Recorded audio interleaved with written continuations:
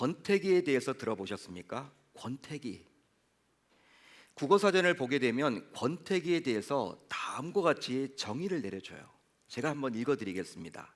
부부나 연인 간에 서로에 대해 흥미를 잃고 실증이 나는 시기랍니다. 딱 두 분 웃고 계시는데 요즘에 권태기신 것 같아요. 물론 개인이 처한 상황에 따라 권태기의 심각 정도는 다릅니다. 하지만 정도의 차이는 있어도 결혼은 누구나 한 번쯤은 찾아온다고 전문가들은 이야기를 합니다. 자, 그렇다면 부부 사이에 권태기가 오게 될 때 어떤 특징이 있을까요? 일반적인 특징이 무엇입니까? 물론 사람마다 다 다르겠지만 일반적인 특징을 말하는 거예요. 무엇이 있을까요? 그냥 배우자에 대해서 관심을 기울이지 않기에 주로 무반응으로 일관한다는 거예요. 무반응. 여러분, 아내가 이야기를 해도 별 관심을 갖지 않습니다. 또 남편이 이야기해도 별 관심을 갖지 않아요. 무반응으로 일관하는 게 일반적으로 권태기의 특징이라는 것이죠. 자, 그러다 보니까 가장 가까워야 할 부부 사이임에도 불구하고 서로 대화가 뜸하게 되고 그 결과 갈등이 생기게 돼요. 갈등. 자, 그런데 부부가 권태기를 만나게 되었을 때 아무런 조치도 취하지 않게 되면 부부 생활에 심각한 파국을 초래하게 되어서 결과적으로 남남으로 갈라서는 이혼으로까지 이어지기도 한다는 거예요. 그렇기 때문에 권태기를 여러분 빨리 우리가 극복해야 하는 것이죠. 권태기가 왔을 때. 더욱이 이미 부부끼리 해결하기 힘든 심각한 상황이고 형편이라면 전문가들의 도움을 받아도 좋습니다. 목회자를 찾아와도 좋고 저희들보다도 더 가정 전문가들이 있거든요. 그분을 찾아가서 조언을 구해도 좋아요. 왜냐하면 권태기에서 벗어나는 것은 빠르면 빠를수록 좋기 때문이죠. 자, 그런데요, 이런 부부 혹은 연인 사이의 권태기 말고 하나님을 믿는 우리 신자들의 경우에 하나님과의 관계에서도 심심치 않게 권태기가 오기도 합니다. 보통 이 권태기를 가리켜서 영적 권태기라고 이야기를 해요. 한번 따라하겠습니다. 영적 권태기. 영적 권태기. 자, 그런데 이 영적 권태기가 무서운 이유가 있습니다. 무섭습니다. 이 영적인 권태기가 오면 무섭다라는 거예요. 그 이유는 바로 무엇이냐면 스스로 자각하기가 힘들기 때문이죠. 실제로 부부간에 생긴 권태기의 경우 이전과는 다른 배우자의 반응을 보면서 부부 가운데 누군가 먼저 권태기가 왔음을 인식하고 상대에게 대화를 시도해서 해결하려고 노력할 수가 있어요. 물론 부부가 모두 한꺼번에 권태기가 올 수도 있지만 그게 아닌 경우들이 더 많잖아요. 남편이 권태기가 올 수도 있고 아내가 권태기가 올 수도 있다면 배우자가 여러분 그것을 눈치채고 이제 대화를 시도해서 풀어나갈 수가 있습니다. 하지만 영적 권태기의 경우 어떨까요? 영적 권태기임에도 불구하고 영적 권태기 이전과 동일한 신앙적 모습을 계속해서 보이기에 스스로 영적 권태기임을 자각하지 못한다는 거예요. 그러니까 영적 권태기 이전에 성령 충만할 때에도 주일날 교회 잘 나옵니다. 그리고 예배 잘 드리고 봉사도 하고 헌금 생활도 하고 교제권도 있어요. 잘 합니다. 영적 권태기가 왔는데도 불구하고 여전히 주일날은 교회에 나와요. 또 봉사도 합니다. 헌금도 합니다. 여러분, 동일하다 보니까 자기가 영적 권태기가 왔는데도 불구하고 이것을 스스로 자각하기가 힘들다라는 것이죠. 그러다 보면 결국 어떻게 될까요? 결과적으로 시간이 흘러서 나중에는 손을 쓸 수도 없는 상황에 처하게 되고 그 결과 영적 침체로 이어져서 결국 신앙적 혼란을 겪게 된다는 거예요. 그러기에 영적 권태기가 왔다면 반드시 빨리 극복해야 하겠습니다.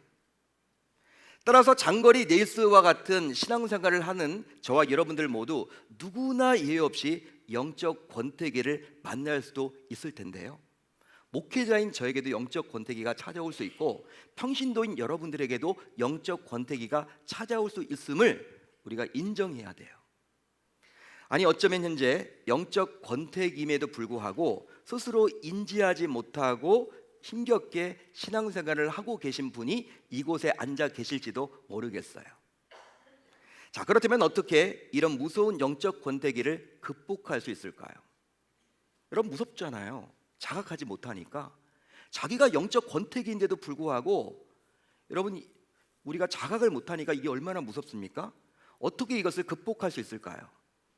오늘 말씀에 나온 예수님의 비유를 보면 예수님께서 영적 권태기에 관한 이야기를 해주고 계신다라는 거예요.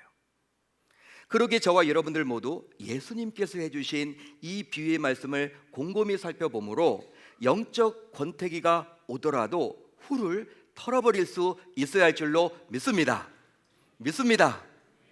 자, 이제 예수님께서 해주신 비유의 말씀을 한번 살펴볼까요? 우리 한번 같이 읽어봅니다. 자막을 한번 같이 읽어봅니다. 시작.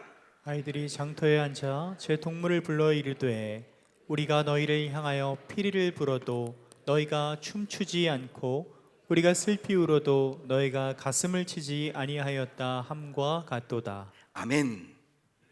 자, 이 구절을 보면요, 몇 가지 키워드가 나오죠. 단어가 나옵니다. 어떤 단어가 나옵니까?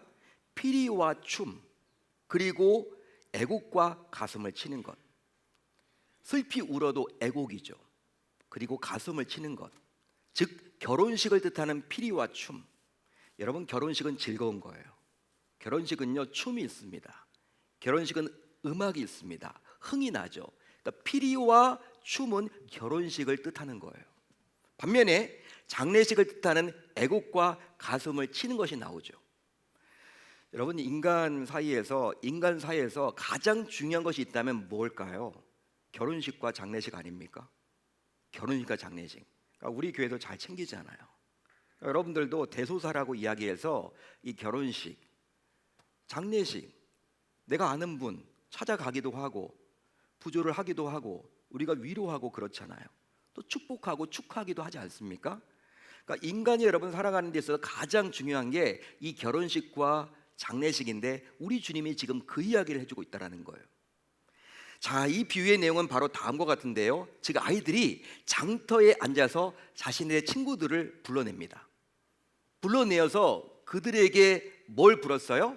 그들을 향해서 피리를 불었어요. 그들을 향해서. 자, 평소 같으면 피리 소리에 맞춰서 친구들이, 이 동무들이 춤을 추었을 것 같은데 이상하게도 이번에는요, 한 사람도 춤추지 않습니다. 한마디로 그 어느 누구도 피리 소리에 반응하지 않는 거예요. 그 어느 누구도 피리 소리에 반응하지 않습니다. 그런즉 춤을 추거나 흥겨운 가락에 몸을 흔드는 자가 전혀 없었다라는 거예요. 쉽게 말하면 자신과 가까운 어느 누군가가 결혼을 해서 결혼식에 참석까지 했건만 전혀 웃지도 않고 기뻐하지도 않는 것과 같은 셈이에요. 내가 아는 누군가가 시내에서 결혼식에 내가 갔어. 그런데 가서 어떤 반응을 보이느냐? 웃지도 않고 기뻐하지도 않는 것. 지금 그 말을 하고 있는 거예요. 그것과 같은 셈입니다. 계속해서 예수님께서는 또 다음을 소개하고 있죠. 어떤 말씀을 하십니까? 즉 아이들이 슬피 울어도 친구들이 전혀 공감하지 않고 함께 슬퍼하지도 않는다라고 이야기를 하고 있어요. 이것은 다른 말로 가족이나 지인의 장례에 가서 전혀 호응하지 않고 무반응으로 일관했다라는 거예요. 반응하지 않습니다. 아니, 가족 가운데 누가 돌아가셔서 장례식에 갔는데 울지도 않아요. 반응하지 않습니다. 아니, 친한 친구가 지금 죽어서 갑자기 이렇게 장례식을 찾아갔는데 거기서 여러분 어떤 반응도 하지 않는 거, 그거 같은 지금 이야기를 해주고 있는 것이죠. 여러분, 예수님께서 해주신 이 비유를 보고 있노라면 조금 이상하지 않습니까? 여러분, 너무 이상한 내용 아닌가요? 과연 무슨 이유 때문에 흥이 겨운 피리 소리에 그 어느 누구도 반응하지 않는 것일까요? 더욱이 아이들이 동무 하나를 부른 것이 아니라 오늘 말씀을 보게 되면 여러 동무들을 불렀습니다. 한 사람의 여러분 친구를 불러놓고 한 것이 아니라 여러 동무들이 와 있어요. 그들 가운데 어느 누구도 춤추지도 않고요, 곡하지도 않습니다. 해야 될 상황 속에서 하지 않는다라는 거예요. 따라서 그들 중 단 한 사람이라도 춤을 추고 몸을 흔들 수 있지는 않았을까요? 여러분들은 어떻게 생각을 하십니까? 더욱이 더 이상한 것은 동무의 슬픔 앞에서 그 어느 누구도 가슴을 치며 또 곡을 하지도 않아요. 그러게 이 비유를 보고 있으면 정말 인간 사회에서 이해하기 힘든 이야기가 연이어서 나오죠. 우리가 여러분 상식적으로 생각하는 내용이 지금 안 나오고 있어요. 계속 이상한 내용이 반복되어서 예수님께서 비유로 해주고 있다라는 거예요. 그렇습니다. 분명히 상대방 아이들은 춤을 추거나 가슴을 쳐야 했음에도 불구하고 아무런 반응도 보이지 않았습니다. 이것은 마치 살아있지만 무엇과 다를 바가 없다라는 거예요. 죽은 것과 다를 바가 없다라는 것이죠. 물론 가까운 누군가의 결혼식에 가서 기쁨을 표현하지 못할 수는 있을 거예요. 하지만 그럼에도 불구하고 장례식에 갔다면 당연히 함께 울어주는 것이 인간으로서의 도리가 아닌가요? 여러분 어떻게 생각하십니까?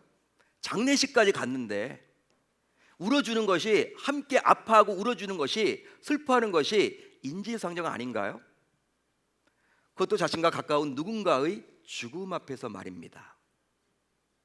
여러분, 하나님을 모르는 세상 사람들도 춤을 추거나 가슴을 쳐야 했다면, 하나님을 믿고 섬기는 신자라면 더욱더 함께 웃어주고 함께 울어줘야 하지 않을까요? 자, 그렇기 때문에 바울 사도는요, 신자인 저 여러분들에게 다음을 당부합니다. 다음과 같이 하라고 하나님의 의도와 뜻을 전해줍니다. 어떤 말씀일까요? 즐거워하는 자들과 함께 즐거워하고 우는 자들과 함께 울라. 할렐루야, 할렐루야. 이건 바울의 말이지만 하나님의 뜻을 전하고 있는 거예요. 우리 신자들에게 즐거워하는 자들과 함께 즐거워해야 된다. 우는 자들과 함께 울어줘라. 지금 그 말이에요. 세상도 하는데 너희들도 그렇게 살아가야 한다. 따라서 저는 오늘 말씀에서 보여지는 예수님의 이 비유를 보면서 더 이해할 수가 없는 거예요. 더 이해할 수가 없습니다. 하나님의 뜻이 함께 울어주고 함께 웃어주는 것이라면 왜 우리 주님께서는 이다지 이상한 이야기를 해주고 있는 것일까? 자, 그렇다면 이 말씀을 듣는 여러분들 가운데서도 피리 소리에 반응하지 못하고 애곡하는 소리에 반응하지 못하는 분이 행여나 계십니까? 그러면 과연 무슨 이유 때문에 예수님께서 이 비유의 말씀을 해주셨던 것일까요?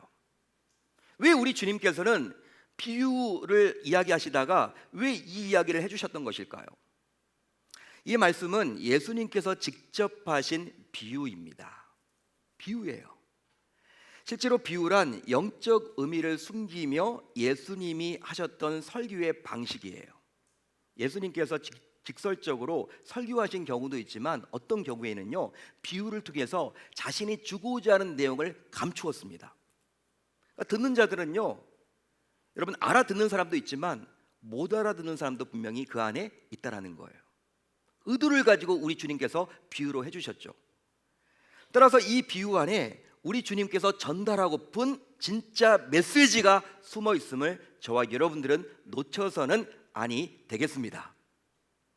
그러기에 예수님께서는 이 비유를 말하기 전에 다음과 같이 말씀하사 비유의 대상인 무리로 하여금 이 비유에 집중토록 했던 거예요. 오늘 말씀은요, 제자들에게 주신 말씀이 아닙니다. 자신을 따라오고 있는 무리들을 향해서 주신 말씀이에요. 예수님께서 지금 그 이야기를 하고 싶은 거야. 야, 너희들 무리들 잘 들어. 이제부터 내가 중요한 이야기 할 거야. 따라서 귀를 쫑긋 세우고 이거 잘 들어야 돼. 지금 우리 주님께서 이 이야기를 하고자 다음과 같이 이 비유를 시작하고 있는 거예요. 귀 있는 자는 들을지어다. 귀 있는 자는 들으라는 거예요. 이제부터 내가 이야기하는 이거 너무 중요한 이야기니까 귀를 쫑긋 세우고 잘 들어야 돼. 지금 그 이야기를 지금 해주고 있는 것이죠. 자, 그렇다면 피리를 불어도 춤추지 못하고 죽음 앞에서도 고글하지 못했던 이런 모습은 과연 무엇을 뜻하는 것일까요? 뭘 뜻하는 것일까요? 바로 당시 신자들의 영적인 상태를 의미합니다. 당시 신자들의 영적인 상태를 말하는 거예요. 실제로 예수님께서 이 비유를 말씀하신 목적은 바로 이 세대를 설명하기 위함이었죠. 어떻게 할 수 있느냐? 다음에 구절을 보면 나옵니다. 이 세대를 무엇으로 비유할까? 비유하건대.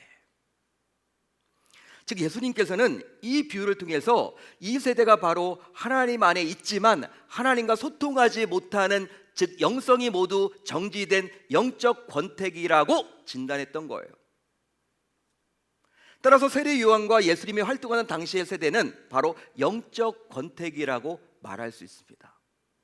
당시 유대인들, 예수님이 다니시면서 복음을 전했던 당시 유대인들 어떻습니까?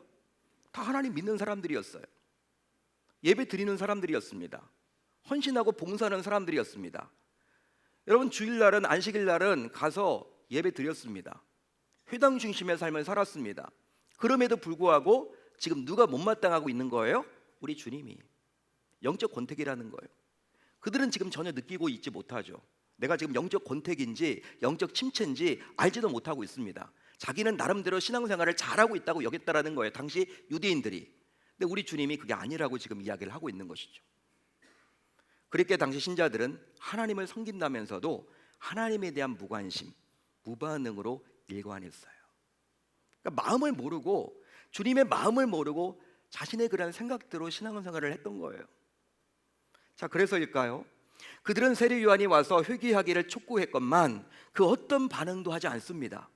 심지어 하나님의 아들인 예수님께서 천국 복음을 직접 전했건만 여전히 무반응으로 일관했죠. 그러다 보니 어느덧 신자들은 영적인 침체를 겪게 되었고, 그 결과 영적인 것에서 이탈하는 경우도 심심치 않게 생겨나게 되었습니다. 결과적으로 예수님께서는 당시 성도들의 이런 영적 권태기에 빠진 모습을 보면서 너무나도 안타까워하시며 그들의 영적 권태기에서 하루빨리 벗어나기를 소망하는 마음에서 이 비유의 말씀을 해주고 계신 거예요. 할렐루야, 할렐루야. 자, 그렇다면 왜 당시의 성도들은 이런 영적 권태기에 빠졌던 것일까요? 나름대로 신앙생활을 잘하고 있다고 여겼는데, 예배드리고 헌신하고 봉사하고 교제권이 있고 우리와 별반 차이가 없이 신앙생활을 그들은 나름대로 열심히 하고 있다고 여겼는데, 왜 그들은 영적 권태기에 빠졌던 것일까요? 그 근본 원인은 과연 무엇 때문입니까? 예수님의 비유를 보면 피리를 불고 애곡했던 장소가 나오죠. 어디였습니까? 오늘 말씀에 나와 있어요. 어디였을까요? 장터였습니다. 장터. 장터는 시장이에요. 공개적인 장소입니다. 은밀한 곳이 아닙니다. 사람들이 많이 모여있는 곳이 바로 시장, 장터 아닙니까? 그러기에 아마도 신자들 역시 주변 사람들을 의식하지 않았을까 생각해 봅니다. 많은 사람들이 있으니까 자기 속마음은 그렇지 않은데 그냥 남들이 나를 어떻게 바라볼까, 이것 때문에 그냥 겉으로 여러분 신앙이 좋은 척 했다라는 거예요. 왜? 남들이 보니까, 시장이니까. 그러다 보니 신자들은 일종의 외식하는 모습을 보여왔죠. 외식하는 모습. 그뿐 아니라 공개된 장소였기에 자신 말고도 많은 사람들이 있었기에 굳이 자신이 춤을 추고 가슴을 치며 슬퍼해야 했는지, 즉 자신은 남과 다르다고 여기며 교만한 마음까지도 갖게 되었다라는 거예요. 여러분, 시장이다 보니까 많은 사람이 있잖아요. 굳이 내가 춤을 춰야 돼? 내가 울어야 돼? 나 말고도 보이는데 저분이 하면 되지. 나는 특별한데, 나는 예전에 많이 섬겼는데. 여러분, 이렇게 교만하게 된 거예요. 우쭐하게 된 거예요. 나는 남들과 달라. 나는 모태신앙이야. 나는 몇 대째 믿는 가정이야. 나는 직분이 뭐야. 나는 성적을 몇 독했어. 나는 남들과 다르다라는 거예요. 어느 순간 교만이 올라오게 된 것이죠. 이처럼 신앙생활을 하면서도 남들을 의식하는 의식과 자신은 남과 다르다는 특별한 존재라고 여기는 이 교만은 결과적으로 신앙의 대상인 하나님을 놓치게 만드사 결과적으로 영적 권태기에 빠지게 되고 심지어 영적 침체를 만나게 됩니다. 이게 여러분 진단이라는 거예요. 자, 그렇다면 이런 영적 권태기에서 벗어나려면 과연 저와 여러분들은 뭘 해야만 할까요? 뭘 하면 좋을까요? 이 질문에 대해서 답을 하기 전에 먼저 영적 권태기가 찾아왔지만 잘 극복했던 믿음의 선배를 한 사람 소개하겠습니다. 바로 누구냐? 다윗입니다. 다윗이었어요. 실제 다윗의 일대기를 쭉 읽어보면 구약 성경에 나와 있잖아요.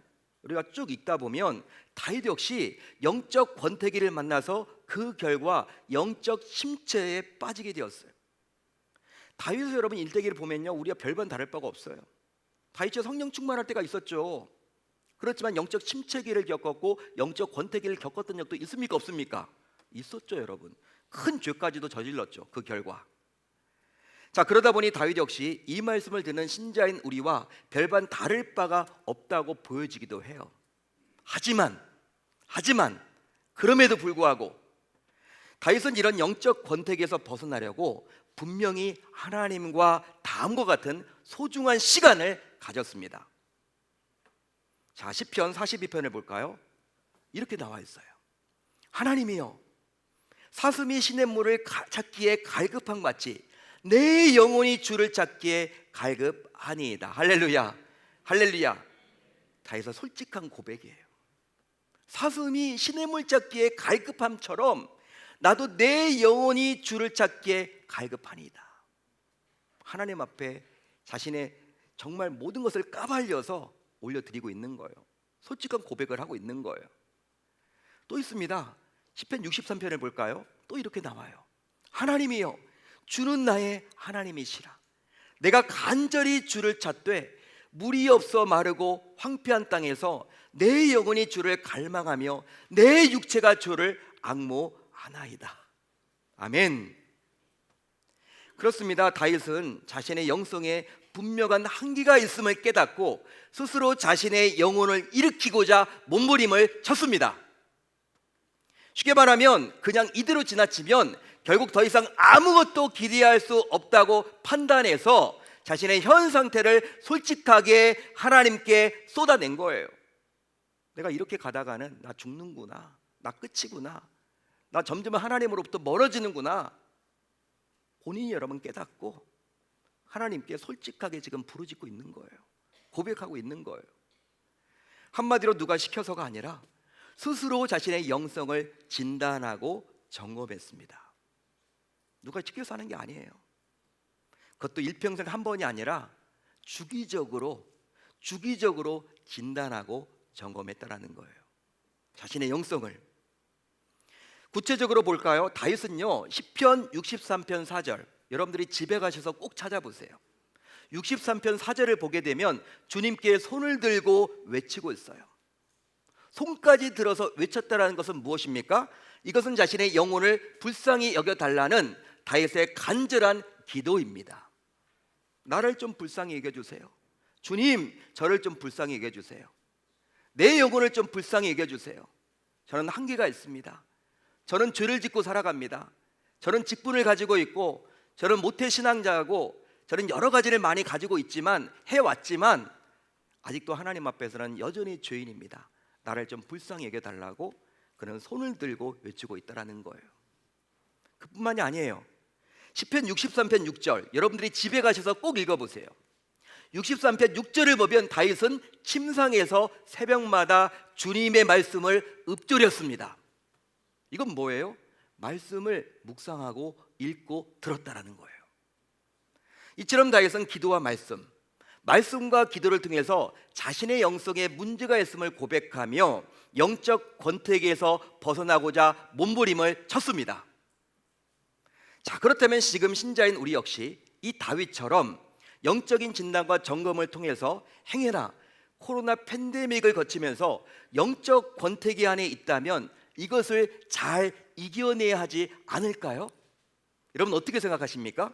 이 가을에 우리가 이 문제를 해결해야 되지 않을까요? 내년도를 준비한다는 것이 무엇입니까?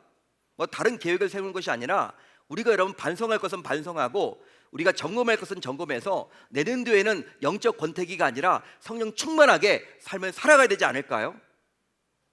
그 이유는 바로 너무나도 안타깝게도 지금 우리들 대부분이 예수님께서 말씀하신 이 세대의 길을 비슷하게 걸어가고 있기 때문입니다. 안타까워요.